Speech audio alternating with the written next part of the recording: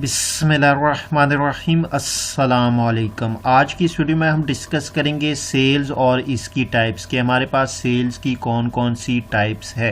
तो वीडियो को स्टार्ट करने से पहले अगर आपने हमारे चैनल को सब्सक्राइब नहीं किया जल्दी से सब्सक्राइब कर ले और साथ में बेल आइकन भी प्रेस कर दे ताकि आपको हमारी लेटेस्ट वीडियो की नोटिफिकेशन मिलती रहे। तो वीडियो स्टार्ट करते हैं।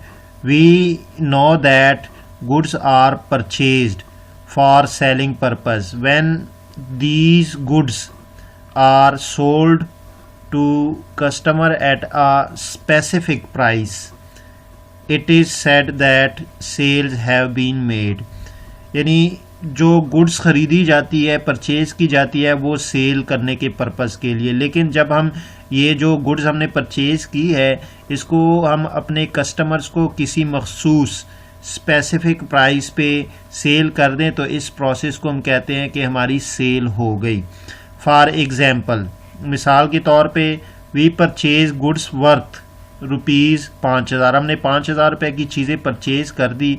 अवर परचेजेज, ये हमारी परचेजेज है, ये हमने चीज़ें परचेज़ कर ली। सपोज फ़र्ज़ करें दीज गुड्स, ये जो चीज़ें हमने 5000 रुपये की परचेज़ की है, have been sold at a price of ₹6000 रुपये। अब जो हमने ये 5000 रुपये की गुड्स जो परचेज़ की है ये हमने 6000 रुपये की सेल कर दी। इन अकाउंटिंग लैंग्वेज, अकाउंटिंग की ज़बान में, it will be said that sales have been made at ₹6000, so goods sold are called sales. Accounting की ज़बान में जो आपने चीज़ें परचेज़ की थी जब आप उसको सेल कर दोगे तो हम उसे कहेंगे कि आपने चीज़ें सेल कर दी, यानी आपकी सेल हो गई। तो चीज़ें बेचने के अमल को सेल्स कहते हैं। अब हम यहाँ पे एक एग्जांपल समझते हैं एक और। सपोज़ आपने चीज़ें परचेज़ कर दी, परचेज़ गुड्स ₹10,000। अब ये हमने जो 10,000 रुपये की चीज़ें परचेज़ की है ये बेसिकली हमारी परचेजेज हो गई, हमारी जो ख़रीदारी है ये हो गई। लेकिन अब अगर यही गुड्स आप किसी को एक मखसूस स्पेसिफिक प्राइस पे बेच देंगे, तो सपोज़ करते हैं कि हमने ये जो गुड्स परचेज़ की थी हमने सोल्ड कर दी ₹15,000 की। अब ये जो 15,000 रुपये की हमने चीज़ें सेल की है, अब इसे हम कहेंगे सेल अकाउंटिंग की लैंग्वेज में, कि आपने जो चीज़ें परचेज़ की थी उसने आपने आगे एक स्पेसिफिक प्राइस पे सेल कर दी, तो इस प्रोसेस को आप कहेंगे कि आपकी सेल हो गई। अब इसकी हमारे पास दो टाइप्स है, एक हमारे पास कैश सेल है और दूसरी हमारे पास क्रेडिट सेल है। अब हमारे पास जो कैश सेल है, if goods are sold to customer at a specific price and price of the goods is received from them at the time of sale of goods, such sales are known as cash sales।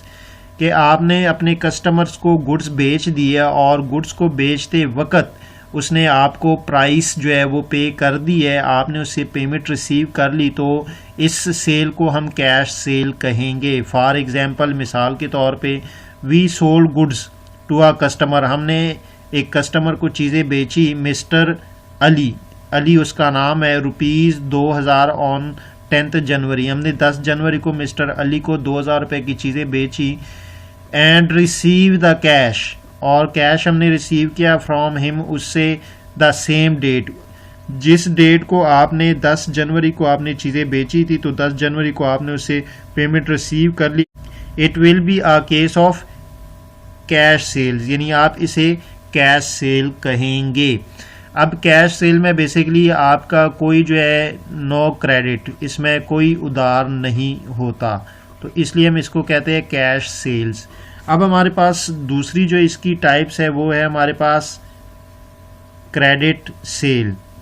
अब credit sale यहाँ पे, if goods are sold to a customer and he does not pay the price of goods at the same time but agrees to make payment on some future date, the sales are called credit sales. कि आपने अपने customer को चीज़ें cell कर दी, लेकिन उसने आपको same day पे सेम टाइम पे आपको पेमेंट नहीं की, लेकिन उसने आपको फ्यूचर में आने वाली किसी डेट को पेमेंट देने का वादा किया, तो ऐसी सेल को हम क्रेडिट सेल कहेंगे और सेल्स ऑन अकाउंट, या इसको हम सेल्स ऑन अकाउंट कहेंगे। फॉर एग्जांपल, मिसाल के तौर पे, we sold goods to mister X for ₹3000। हमने मिस्टर एक्स को 3000 रुपये की चीज़ें बेची ऑन 15 जनवरी 2005 को, and he agrees to make payment on 31 January 2005।